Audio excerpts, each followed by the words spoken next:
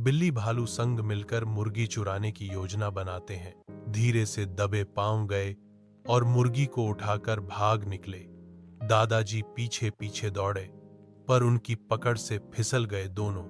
फिर बिल्ली और भालू ने डर दिखाने को एक नकली बंदूक बना ली और उसी से मुर्गी को डरा धमकाकर उसे गाड़ी में जोत दिया। मुर्गी बेचारी गाड़ी खींचती रही और घर पहुंचते ही उससे अंडे निकालने की जबरदस्ती की गई। पर एक दिन मुर्गी के बच्चे अचानक बड़े हो गए और उन्होंने बिल्ली भालू की खूब पिटाई कर डाली।